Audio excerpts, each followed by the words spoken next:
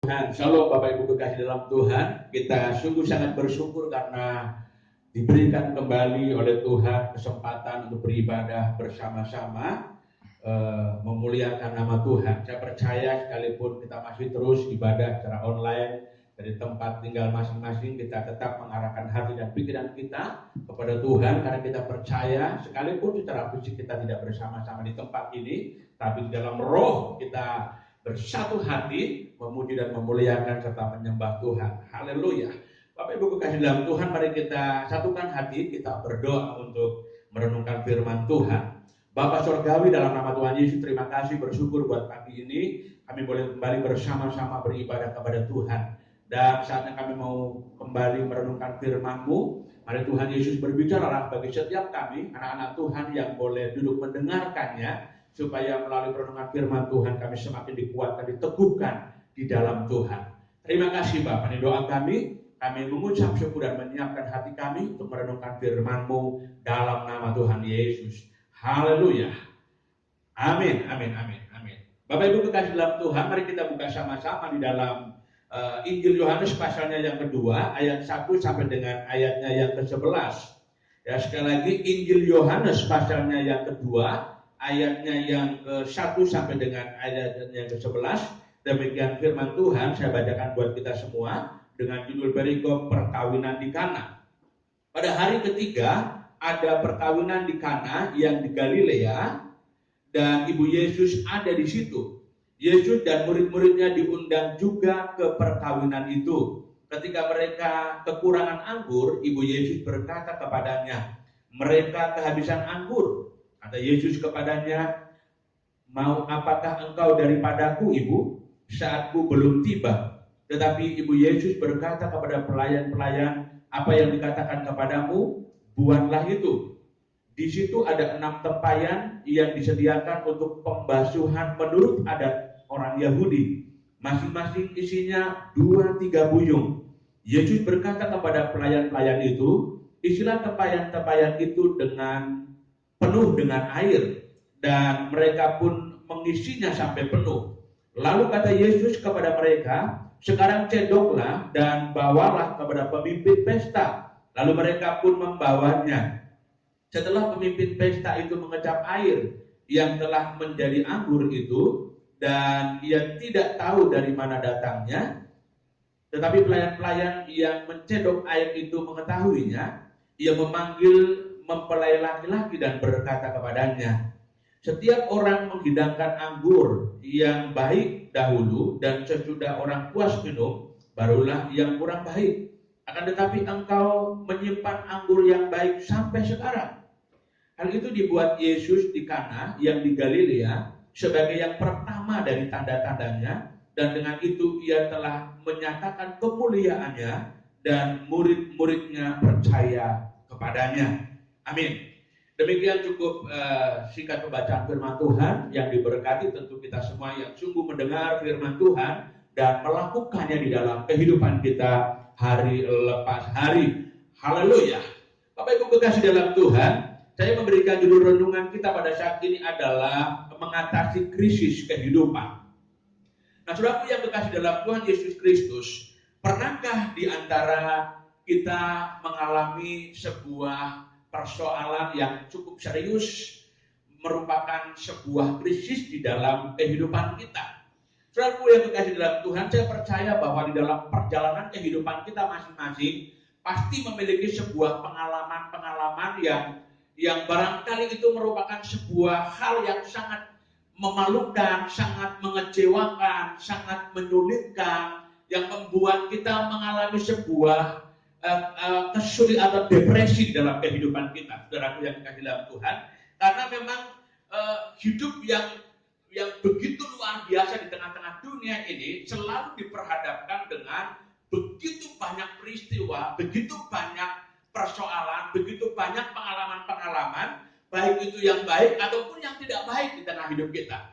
Dalam situasi seperti sekarang, pandemi virus corona yang masih terus melanda negeri ini, ya, saya kira ini menjadi sebuah krisis bagi bangsa ini, bahkan krisis bagi banyak bangsa-bangsa di tengah-tengah dunia ini. Saudaraku yang kekasih dalam Tuhan, krisis ini bukan hanya mengacu kepada krisis kesehatan. Pada awalnya barangkali ini adalah merupakan krisis kesehatan sebagai akibat daripada penyebaran virus corona di tengah-tengah dunia ini. Tapi kemudian mulai berdampak luas ke berbagai lini kehidupan. Ada menghadirkan krisis ekonomi, krisis keuangan, begitu ya. Kemudian krisis pekerjaan, krisis bisnis, bahkan krisis psikologis.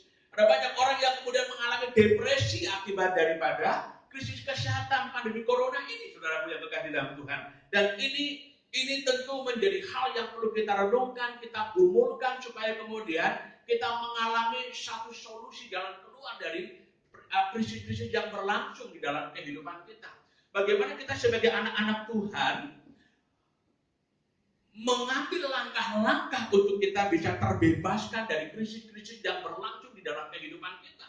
Bukan persoalan krisis kesehatan, krisis ekonomi, krisis pekerjaan dan sebagainya, tapi bagaimana krisis secara global yang berlangsung di tengah-tengah dunia ini, tapi bagi kita sebagai anak-anak Tuhan mampu menyikapi secara bijak, dan kita bahkan mengalami kemenangan demi kemenangan dalam krisis-krisis yang berlangsung di tengah-tengah kehidupan kita. Mari kita belajar dari sebuah peristiwa ketika Yesus memulai pelayanannya.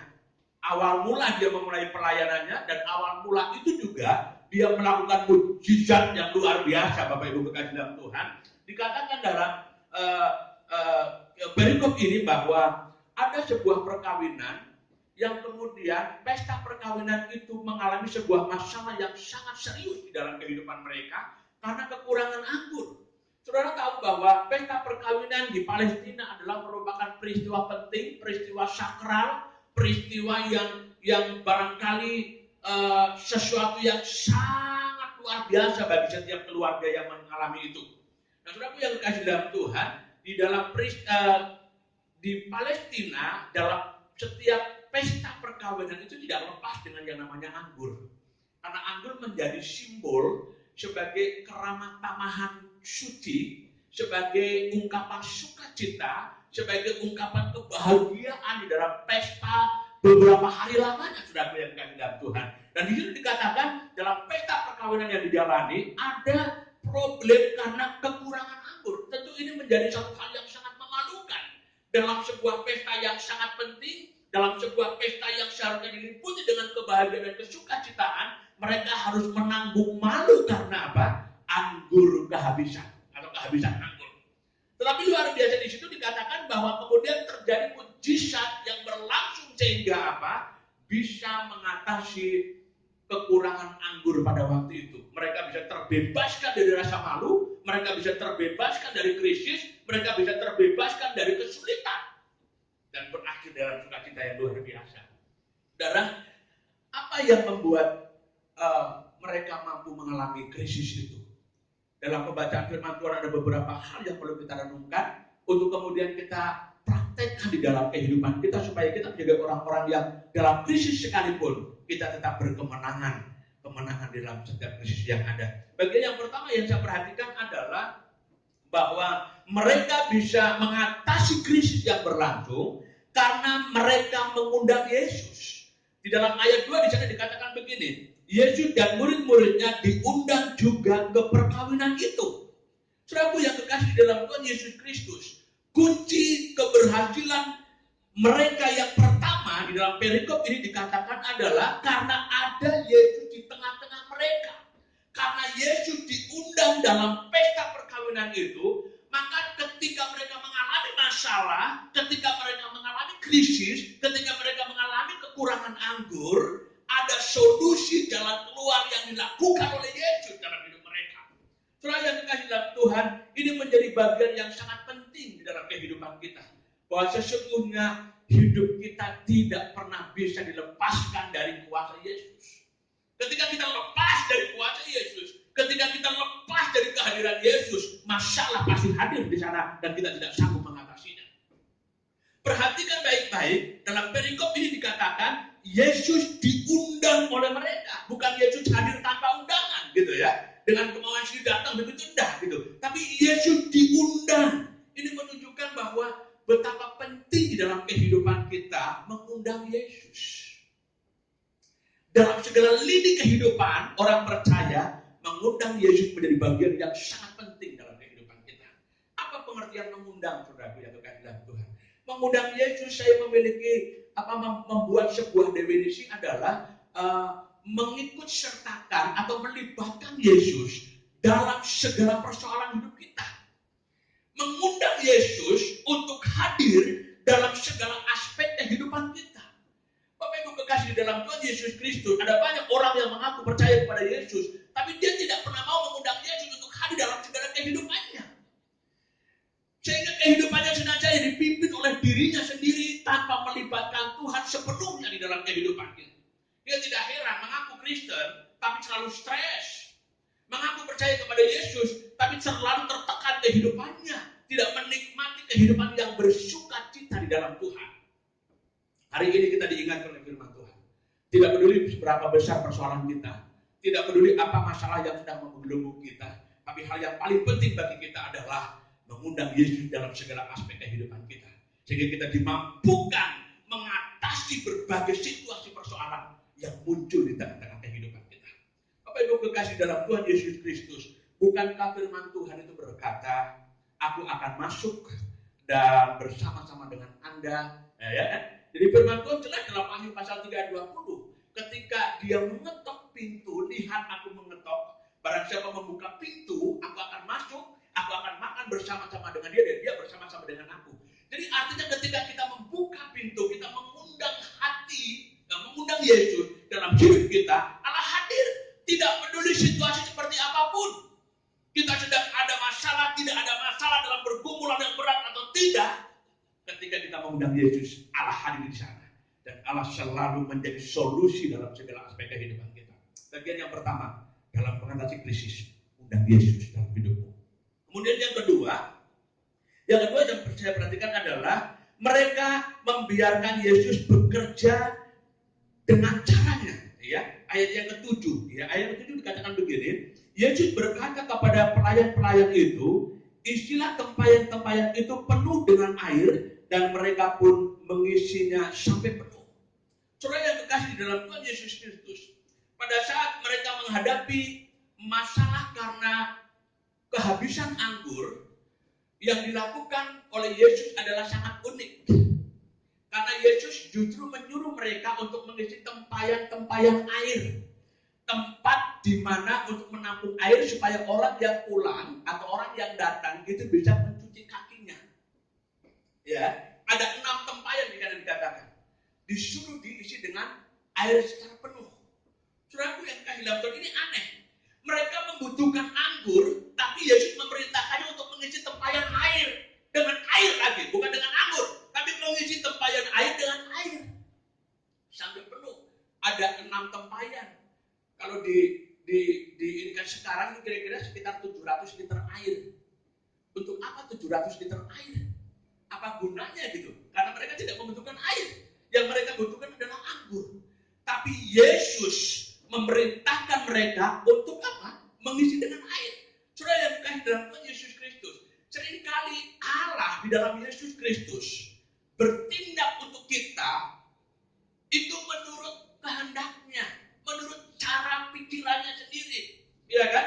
Jadi Allah seringkali melakukan sebuah tindakan untuk menolong umatnya adalah menurut caranya. Cara Allah seringkali bertentangan dengan cara kita, saudara yang berkaitan dalam Tuhan. Sangat berbeda sekali.